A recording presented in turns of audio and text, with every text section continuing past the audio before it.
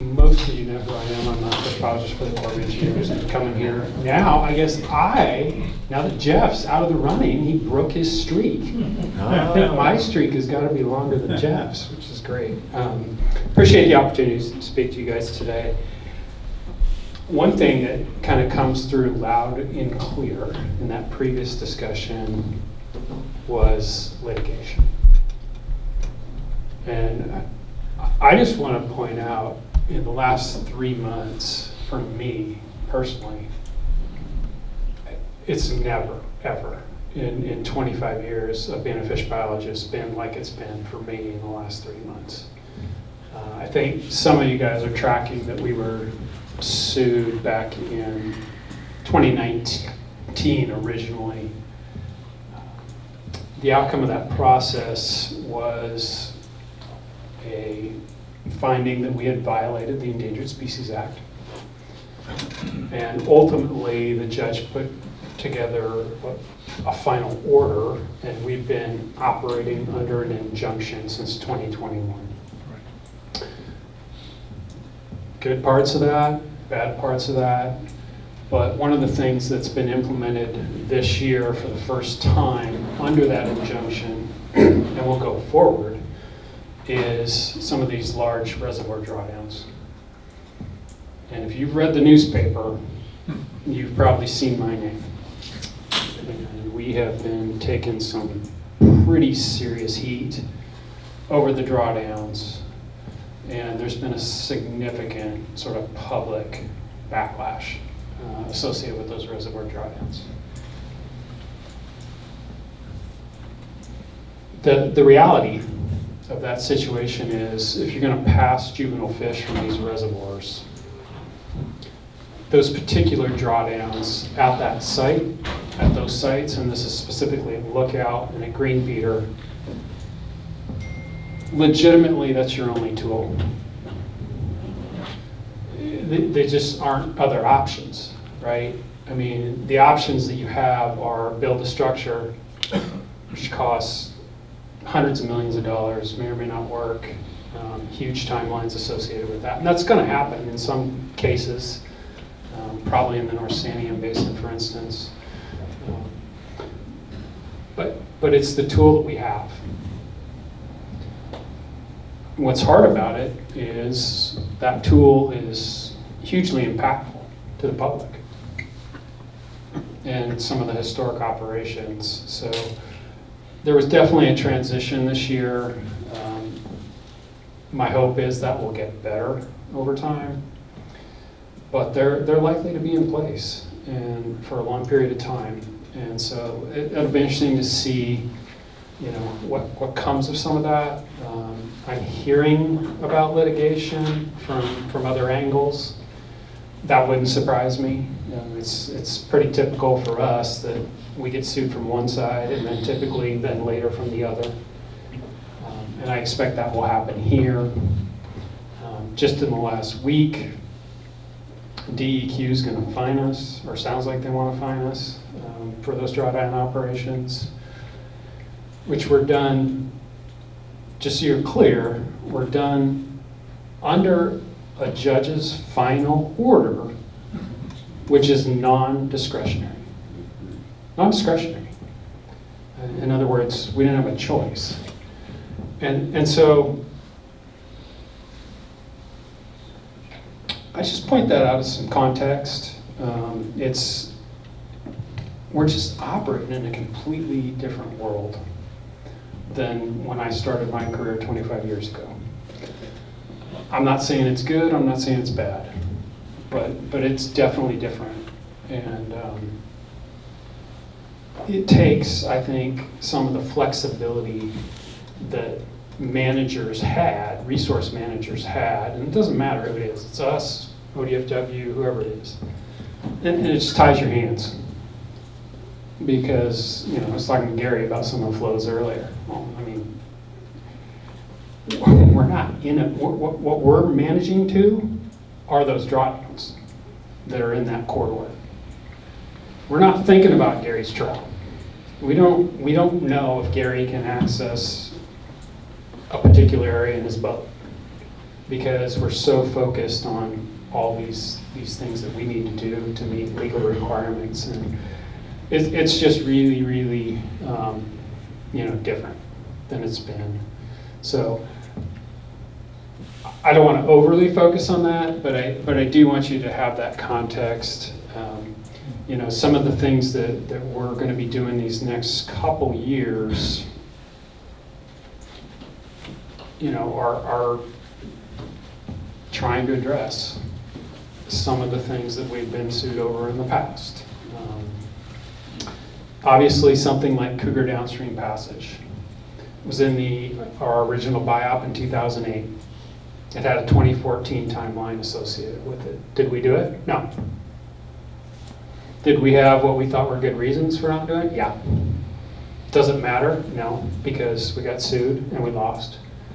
And so, that one's still out there. So we've got two things that I think I'd focus on. One, I'll just kind of walk you through some of the injunction operations we're doing in this basin, and then some of the other ones you might be interested in. And then two, I'll talk a little bit about the EIS, because I know there were some questions around the EIS, and I know some people in this room submitted some comments on the EIS. So those are related.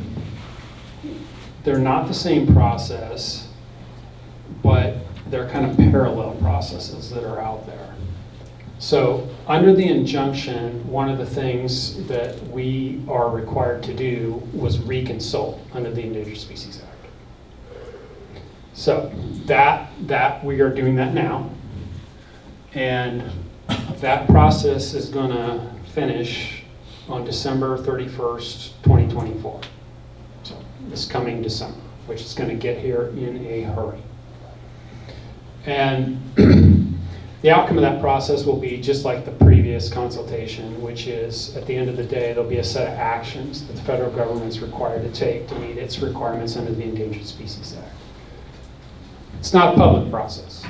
It's a process that we work through with the National Marine Fisheries Service, the U.S. Fish and Wildlife Service, and ultimately we end up with these actions. There'll be a timeline, all these things that occur. And a lot of those things will be similar to things that we've had in the previous BIOPs, flow management, fish passage related actions. There'll be some hatchery things, et cetera, et cetera. At the same time, we chose to do an environmental impact statement because it just made sense. The one we had in the books was way old. We've got listed fish, we've got all these things that are happening. It made sense to kind of embark on that same process now. They're not connected necessarily, but they dramatically influence each other. And really the focus of the EIS is to talk to the public about how they'd like to see the Willamette project managed. And one thing that I see, and I've been talking to the public more in the last year, whether it's through the media or otherwise, than I ever have, there's a pretty big disconnect between what we're trying to accomplish under the Endangered Species Act and I think what the public, the broad public, would like to see in terms of how we operate our dams. I hear that a lot. I hear it every time I go out. And so it's pretty tough because ideally I think when you're a public servant, what you're doing and how you're managing something for the public would be in line with what they'd like to see, right? I mean, shouldn't that be how it works? And it doesn't feel that way. And it's not that way in a lot of ways. And so it'll be interesting to try to marry those things up in these two processes. It's really, the EIS is operating under the same timeline as the consultation. So we intend to finish it up around the end of December. It doesn't have the same court-ordered timeline, so it could slip here or there. But it's a really important process. And we certainly wanted to hear from the public, and we value what the public would like us to do with these dams. And so we've been working through that. Again, there's comments. I know one of the questions in the room was, when are you going to address our comments. And I believe that's going to be towards the end of February. Toward End of February. February. Yeah, so we'll be getting, there's been a group of folks that have been putting together responses to the comments for months and months and months and months. All that will go out together, and everybody will get to see all the comments and all the responses. So Greg, are you consulting on the preferred alternative? We are. That doesn't, well, there's two things to say about that. We have to put something out there for NIMS to react to, right? So we put together a biological assessment, just like you do in any consultation process. And then NIMS goes through and we work together to come up. NIMS doesn't have to go with what we suggest, and they didn't previously. So I suspect, I think we've been working closely with them for a long time. I don't think there's tons of surprises out there, but at the end of the day, you know, they do have a lot of discretion to make calls. And so we'll be working with, we are working with them really closely right now. You know, who's that acronym? The National Marine Fisheries Service, sorry. They are the entity, the federal entity that's in charge of overseeing the Endangered Species Act for anadromous species. So in this case, in our case, Upper Willamette River Spring Chinook and Upper Willamette River Steelhead. That drives the bus in that process. We also have bull trout listed by the Fish and Wildlife Service. You know, it doesn't drive the process nearly to the same extent that those two species do, in part because they found jeopardy on the continued existence of those fish in our original biological opinion, and they will likely find jeopardy. I don't know how they wouldn't find jeopardy again, which kind of takes that to another level in that process. Was there a question then? Steve and I were talking about that earlier, just that exact topic. Okay. So yeah, December 31st, 2024, key date. We'll have this set of actions, timelines. There's budgets associated with all that. I mean, it will really shape, you know, what the next 30 years looks like with the dams, how they're operated, and with the endangered species, and what improvements we can make. And I suspect that there'll be people that are happy about that outcome and what some of those things are, and I suspect there'll be a lot of people that are not. So Craig, I did have a question. If you consult on the preferred alternative before you publish a final, doesn't that lock you into a decision that you haven't made yet? I don't understand all the legal nuances around that, Steve. I know we had, obviously the preferred alternative is publicly available. Obviously NOAA's aware of what that preferred alternative is. I don't know, honestly, I really don't know how it would play out if, in either process, right? Whether if NIMS makes a decision that strays from what we think they're going to do, and conversely, we were to make a decision to go a different path based on public comment. I said that because we were critical of the preferred alternative. Sure, absolutely. And so why don't you tell me which elements of the preferred alternative that I have a guess of what you don't like, but why don't you articulate that for folks if you could? Well, we were deeply concerned about an alternative that would basically move toward run of the river in about 8 years. The Corps of Engineers stated a minimum level was, safe level was 1,440 feet. And they said that after the difficult conditions in 2002 to 2004. So we were deeply concerned that the preferred alternative could take us to a level of sediment flow that not only was unacceptable from a biological standpoint, but violated the Corps' own position of 1,440 feet. Was also inconsistent with DEQ standards for sediment flow. So if you pursued that and consulted on that preferred, it seems to me that you'd be consulting on a non-tenable approach. So, yeah, this brings up, something I definitely wanted to talk about today, and I think that's sort of why I laid the foundation that I did out front, which is that, we're implementing these drawdowns.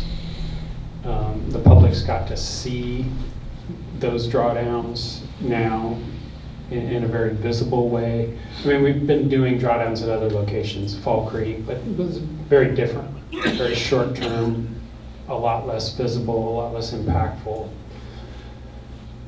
We're certainly hearing a lot from folks, and I don't ultimately know how that's going to shape things. And I've gotten out of the business of trying to predict litigation, all these, and there could be so many twists and turns in this process.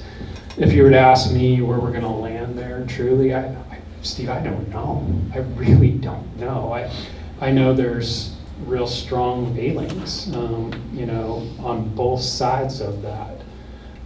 Just to lay out a few pros and cons. I mean, and this is just true generically with structures versus, say, operations, which is a drawdown as an operational alternative. But structures are great because the structure runs 365 days a year, 24 hours a day. It largely allows you to operate a project the way you have historically. And so whatever authorized purpose you have, you kind of keep all that in place. That's a real benefit to most folks. The con with that is these things, generally speaking, are hugely costly, have really long implementation timelines associated with them, and if you had those two negatives, wouldn't you want biological certainty on the outcome?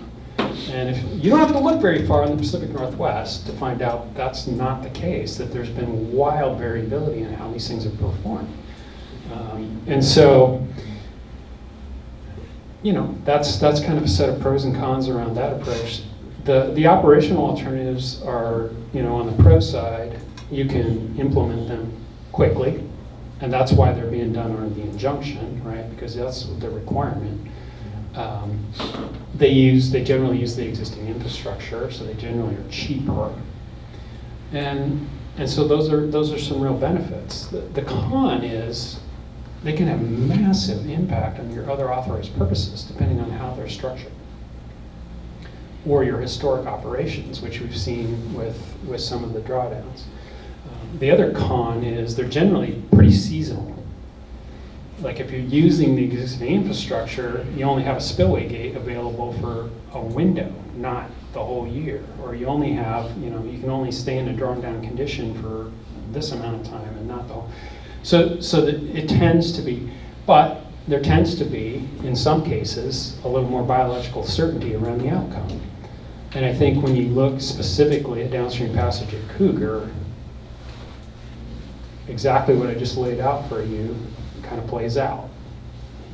If you go this structural route, got this set of pros and cons. You go to the operational alternative, which the drawdown mostly is, you got this set of pros and cons associated with it.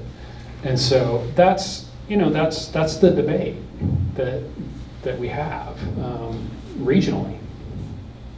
I don't consider it just a Corps of Engineers issue. It's really should be up to the people to figure out how to navigate this. And so we're working that direction. Obviously, we put a preferred alternative out there for folks to react to and get some sense.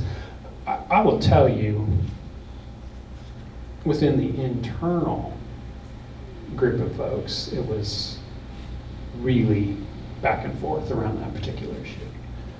So it wasn't like 99% of the folks within the Corps of Engineers said, oh yeah, this is how you proceed at Cougar. No, there was a lot of spirited discussion.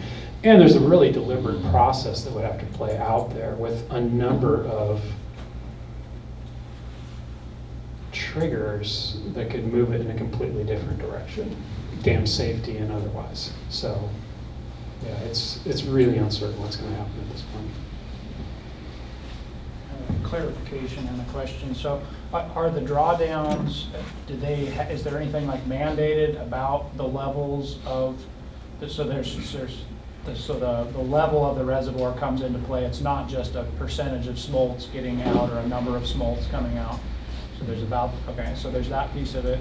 And then what's the number of like how many smolts do we want to be coming out through that drawdown? Because you mentioned Fall Creek, and I have a buddy that works there, and they had about 20 adult salmon, give or take a few, that whole thing was set up for, that came there and that he then trucked up above. So 20 adult salmon is not very many adult salmon, but just the statement there, I guess. And then how many smolt are we hoping to have come out successfully from Cougar?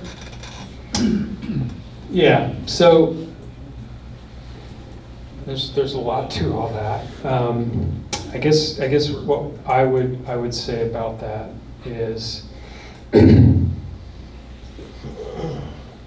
the drawdowns were designed for the judge. The judge put out this mandate: you're going to do fish passage at Green Peter Dam, at Lookout Point Dam. But the judge doesn't. I mean, the judge is not going to. He wouldn't know. So he put together a group of folks to design some of these different actions that he couldn't know the details around, which was an expert panel, in quotes. The expert panel, originally the plaintiffs asked for the expert panel to have no Corps of Engineers employees on it whatsoever. I can't tell you what a disaster that would have been. It was bad enough, but the judge didn't agree with that.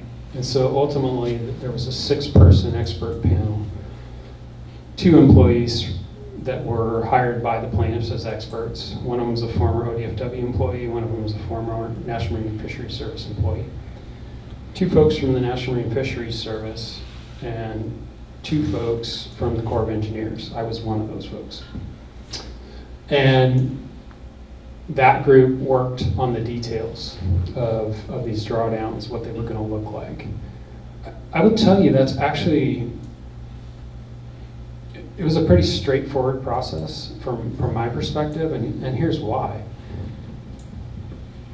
We know what the current situation, take Green Peter Dam.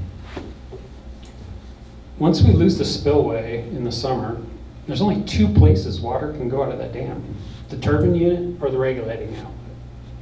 How good do you think the passage is in the turbine unit? I can tell you, it sucks. It's terrible. And so what that left was the regulating outlet. So then the question is, how do you get fish to the regulating outlet? Well, by dumb luck and just unfortunate situation, that regulating outlet is super deep at Green Peter.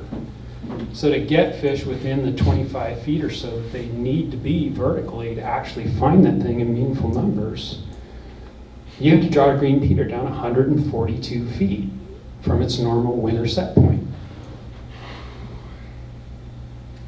I mean, it was simple to design, but it was real, we knew it was going to be hugely impactful. So there isn't a goal in terms of the numbers of smolts to get out. What we're trying to track is what percentage of the fish that are available to get out are getting out, and how well they survive it. Those are really the 2 things we're kind of track. And what can be really frustrating, and we'll see, I suspect it's playing out this time, is that I suspect this will test pretty well. Like, the survival is probably going to be pretty good, and the number of fish that get out that we put in to test is probably going to be pretty good. But ultimately, to get success, we need the natural produced fish. And if we don't have a lot of those fish available because they're predated long before that, they just they didn't perform well in the spawning, we get fish that in 2021, and you mentioned Fall Creek, we had a year class failure in Fall Creek in 2021. There weren't any fish to pass in the injunction in 2022. Literally no fish. So these kinds of things can really impact, how your operation actually performs. So we'll be looking at all the aspects of that, like how did the test fish perform, how did the naturally produced fish perform, and then ultimately make decisions. I think what I'm focused on is we know some of the things were hugely impactful this year. You've heard about the turbidity in the dirty water. To my mind, that was the one that the public seized on, obviously, because it was the most visual, the most obvious. What they didn't track at all and didn't even understand was the huge impact we had on temperatures in the South Santiam this year. Huge impact. And that drawdown was what drove that. So anyway, we're going to focus on trying to make these drawdowns better, but the reality is we're not in a position to just make those changes unilaterally. We're going to have to work back through a formal court-ordered process, which means working with the plaintiffs, working with the litigant, ultimately get an agreement and getting the judge to sign off on it, and then maybe make a modification, maybe not. It kind of depends on how that all plays out. So I don't know if I answered your question. I mean, at each location, we have historic numbers of adults that we know that used on average some of these areas above, Fall Creek is a small. Fall Creek on average typically about 4% of the Willamette, upper Willamette spring Chinook production. So it was always a small one. But we had, back in 2020, had 800 unmarked adults come back to Fall Creek. That was amazing. I mean, that was really, really good. And we know that drawdown, there's 99% survival when we do it right on the smolts. So it can work. It takes some tweaking. It takes some time, and it's going to take some sacrifice from a good chunk of the public who now can't access a reservoir for 4 months. Is going to have dirty water. Is going to have, all these things. And so we'll see. We'll see what folks really want to do or willing to do to try to make these things happen.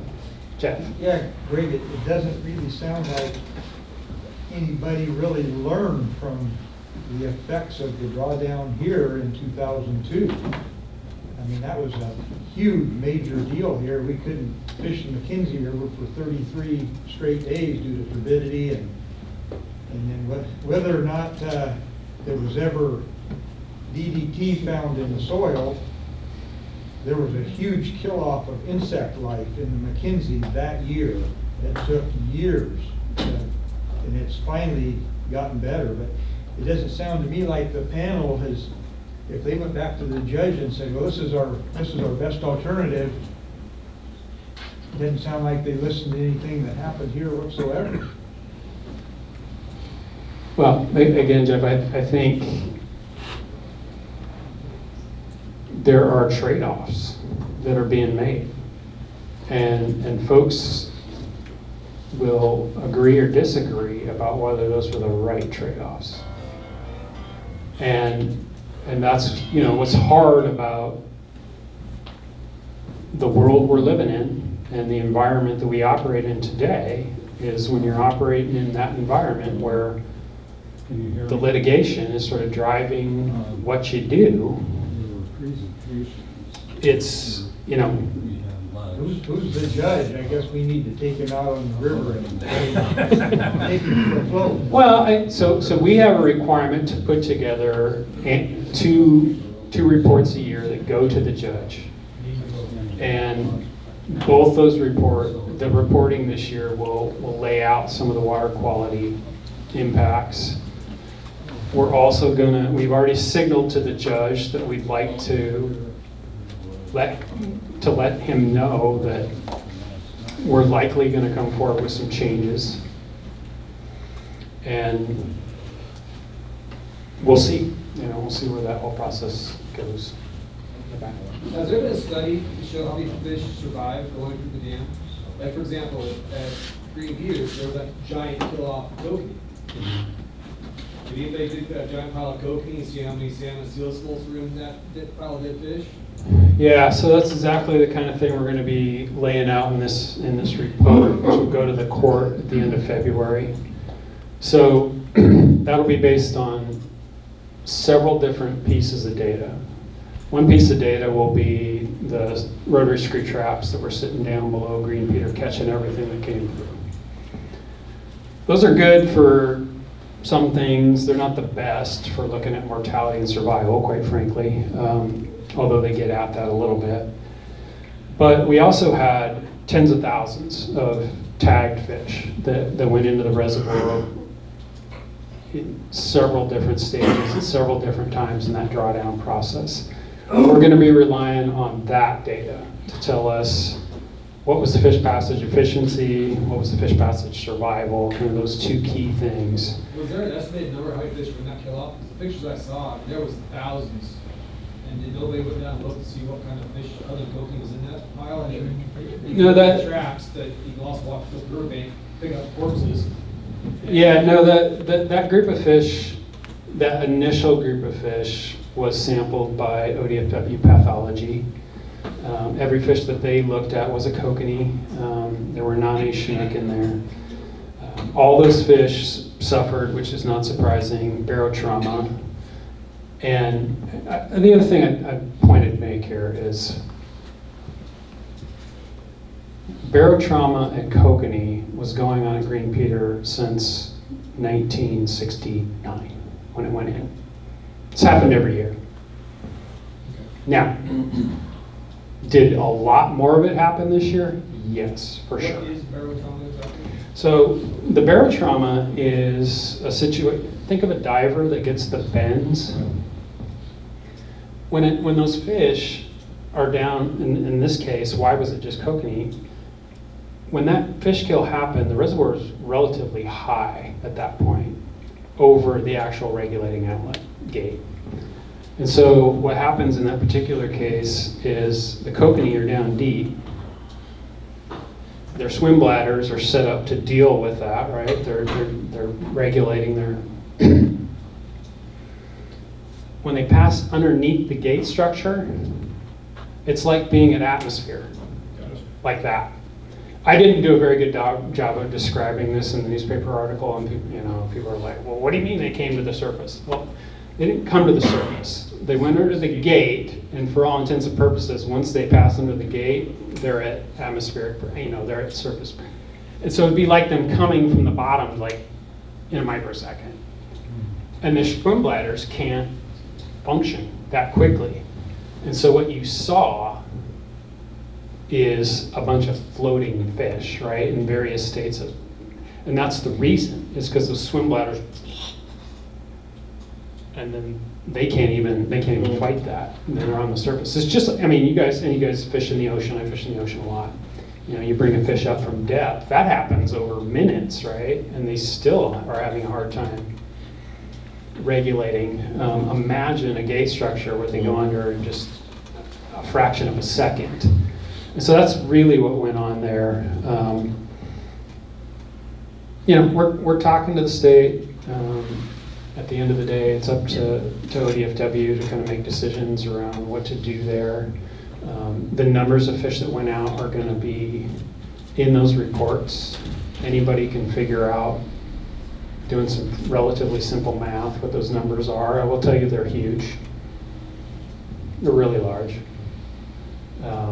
I suspect there's very few kokanee to fish for at Green Peter anymore, based on that.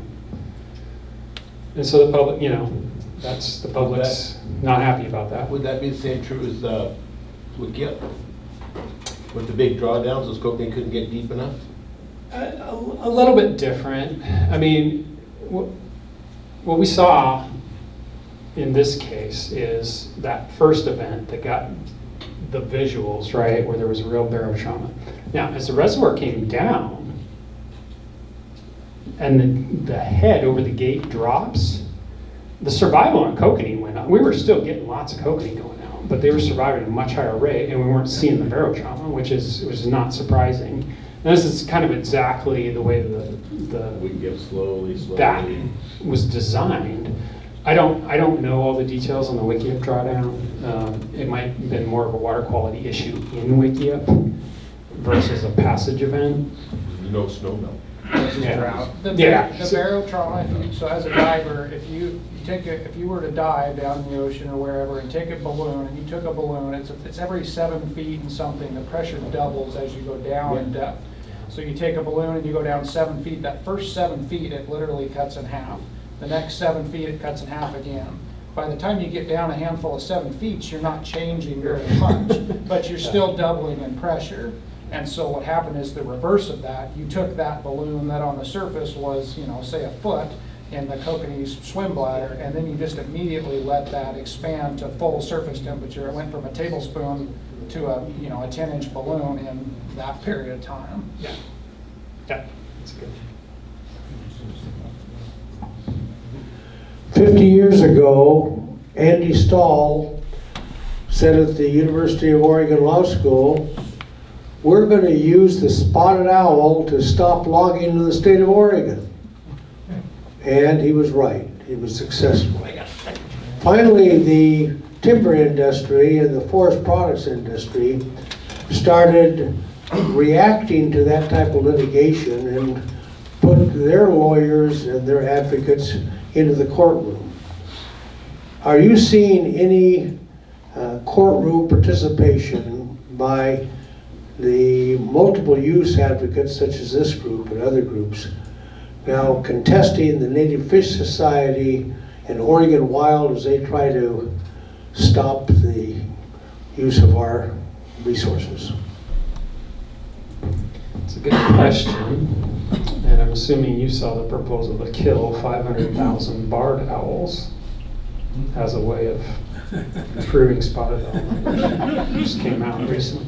No, this is, I'm not trying to be critical of the Endangered Species Act. The Endangered Species Act, well-intentioned, it's been in place for 50 years.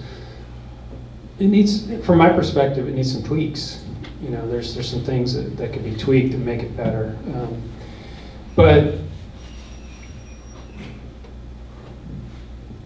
So remember this.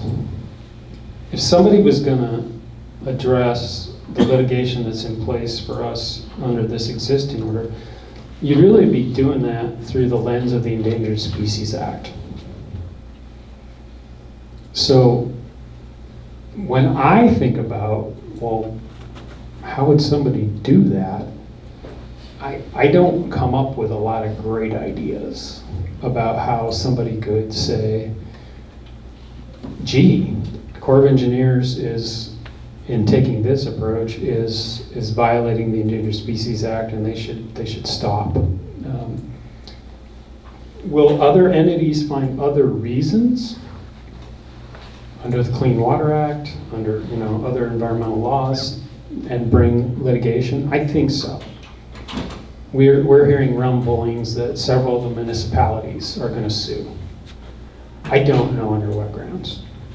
It won't be under the Endangered Species Act findings. I can't imagine that. Maybe it will be.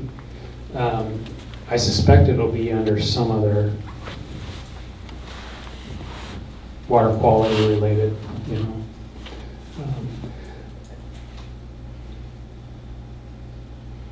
I don't know. These entities, I think, play an important role. I'm not here to diminish what they do. They play an important role in the process in having debate around some of these issues that I think are important. I do think at times maybe the outcomes that they get are maybe overweight for what, and this is what I was getting at earlier about being sort of out of balance with where the broader public is. That part to me doesn't feel quite right in this particular case, but it's just part of the process. Yeah, great. Back to Chris's question and Jeff, the point. It raises a question of monitoring. The question, of course, referred to what's the goal for escaped juvenile smoke. What would be the strategy to monitor at Willamette Falls, for example, for fish out of Cougar? Would one attach pit tags for those juveniles at Cougar and then monitor them at Willamette Falls? And if that would be an approach, is there any interest in doing that? Yeah, so with the monitoring, I think, from my perspective, you want to take a multi-pronged approach. There's a lot of tools out there to monitor fish these days, right? And each of them have strengths and weaknesses. And so I think where you get your best read overall is to take this multi-pronged approach. So in this case, you mentioned pit tags. We pit tagged a bunch of fish that are going into the reservoirs. We've tagged fish with a variety of other types of tags. The pit tags are good because they're cheap. You can put them in a lot of fish. But where they fall down a little bit is if you don't have infrastructure in key locations in the rest of the basin to really track them, then you don't get much feedback, or you don't get much data back on those pit tags. And that's unfortunately in the case in the Willamette is kind of the case. The Falls has had an array. It always had really low efficiencies associated with it, which made things hard to interpret. So in this particular case, Steve, we've got some other types of tags that are going out. We have infrastructure in place to track some of those things further down basin that I think are going to give us some better feedback on that kind of stuff and give us a bit of a clearer answer. Pit tags will always be part of Willamette Basin fish monitoring, but we've got to make some real investment in the infrastructure to really improve that tool in our toolbox. I ought to go backtrack a little bit. Use the word jeopardy a while back. I interpret that word the way you used it. Maybe I'm wrong. We are protecting the bull trout, which are impacting the protected spring chinook. Is that what you were referring to as far as jeopardy? No, jeopardy has a very specific meaning under the Endangered Species Act. And so when the National Marine Fisheries Service or the Fish and Wildlife Service find jeopardy, it means that you've jeopardized the continued existence of the species based on the action that you're taking. Okay. And that just puts you in a kind of a different category in terms of some of the requirements. So you cannot ultimately, as a federal entity, we can't preclude the recovery of these species or jeopardize the continued existence of the species. Bull trout in our basin they did not find jeopardy. Why? Well, because the listing unit for bull trout is what? The lower 48 states. It's not the Willamette Basin. It's a much broader area. So in our case, the Fish and Wildlife Service, had they kept some of the designations that they had historically for bull trout, they would have found jeopardy, but they did not. So that's why they kind of play second fiddle to the Chinook and steelhead. Greg, yeah, when we talked at some point this fall, you talked about the timing of the spring drawdown actually being in the winter, like January, February, I think is what it said, or the proposal according to DEIS. Which site, sorry? Oh, at Cougar. Cougar. Okay. Yeah, and then, which concerns us more than the other. Yeah. And then, what would the timing of the fall drawdown be under the DEIS? Yeah. The preferred alternatives. So, yeah, and I didn't hit that because we ended up talking about a bunch of other stuff. So we are doing a couple of things under the injunction at Cougar. One is a drawdown it's not the drawdown that we're doing at Lookout Point in Green Peter. It's a drawdown right now to the lowest elevation that we can operate to in the cul-de-sac using the existing water temperature control tower, which is only 27 feet below the minimum conservation point. That is happening in mid-November through mid-December, and then we're bringing the pool back up to minimum conservation pool. The other action we're taking, which is a big departure from the normal operations and does affect this group, is what's called a delayed refill. So instead of beginning to fill Cougar on February 1st, the way we have historically, the pool's flatlining. It's staying at minimum conservation pool. And then it's going to actually drop a little bit, just a little, like 10 feet. And then ultimately we'll fill a little bit in the late spring. The idea there is that you have a smaller pool, less depth to intake to the existing outlets, and the juvenile fish can find their way out, and especially these smaller life histories fish, the fish that are just coming into the reservoirs. That's the biological goal. We'll see how that in practice works.